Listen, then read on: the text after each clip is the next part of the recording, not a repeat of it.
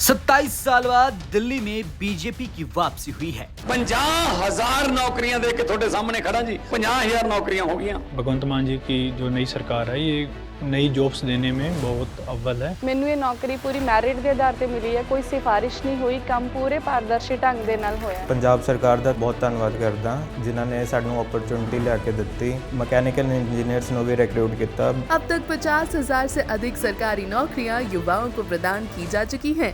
ये है नया पंजाब, ये है रंगला पंजाब। केजरीवाल की आम आदमी पार्टी जो पिछले 10 साल से लगातार दिल्ली की कुर्सी पर आसीन थी, इस बार बीजेपी ने उन्हें सत्ता से बेदखल कर दिया है।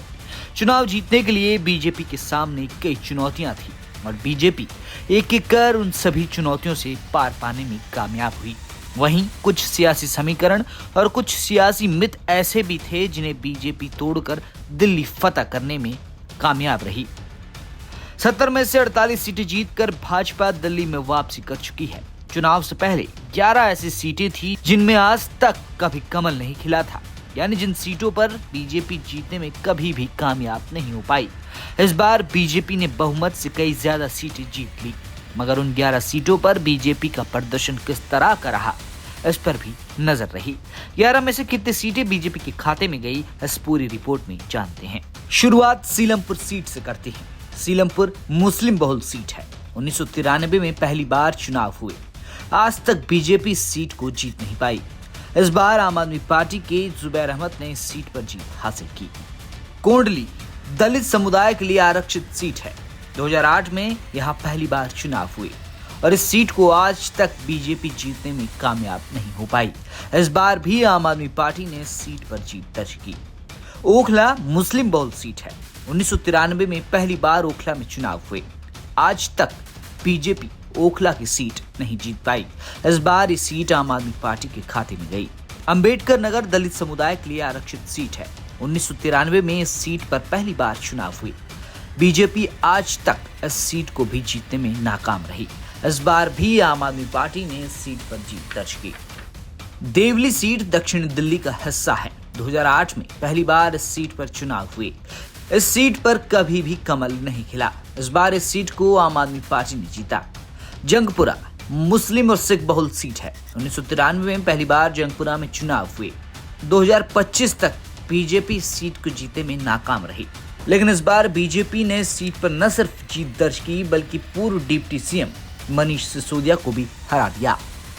मटिया महल मुस्लिम बहुल सीट है। 1993 में पहली बार इस सीट पर चुनाव हुए, आज तक इस सीट पर भारतीय जनता पार्टी जीत नहीं पाई। इस बार इस सीट आम आदमी पार्टी के खाते में गई। सुल्तानपुर माजरा दलित समुदाय के लिए आरक्षित सीट है। 1993 में अस्तित्व में आई इस सीट पर आज तक बीजेपी जीत नहीं पाई है। इस बार इस सीट पर आम आदमी पार्टी ने जीत दर्ज की।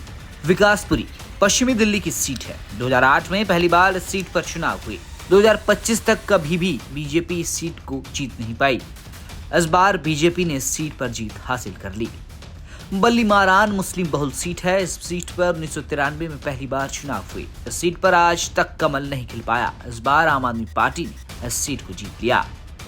मंगोलपुरी दलित समुदाय के लिए आरक्षित सीट है। 1993 में इस सीट पर पहली बार चुनाव हुए, 2025 तक बीजेपी इस सीट को जीत नहीं पाई थी। इस बार बीजेपी ने इस सीट पर जीत हासिल कर ली। तो कुल मिलाकर इस बार 11 सीटें जहां बीजेपी कभी जीत नहीं पाई, उनमें से 3 सीटों पर बीजेपी ने खाता खोल लिया, मगर 8 सीटें अभी भी हैं जहां कमल नहीं खिला है। इन सीटों पर ज्यादातर मुस्लिम बहुल सीटें और आरक्षित सीटें हैं। बहरहाल बीजेपी ने इन 11 में से 3 ही सीटें जीती हो, मगर दिल्ली की 70 में से 48 सीटें जीतकर आम आदमी पार्टी को सत्ता से बेदखल कर दिया है और 27 साल बाद दिल्ली की सत्ता में वापसी कर रही है। अब देखना ये होगा कि किस नेता को विधायक दल का नेता चुनकर मुख्यमंत्री बनाया जाता है। ब्यूरो रिपोर्ट, दिल्ली तक।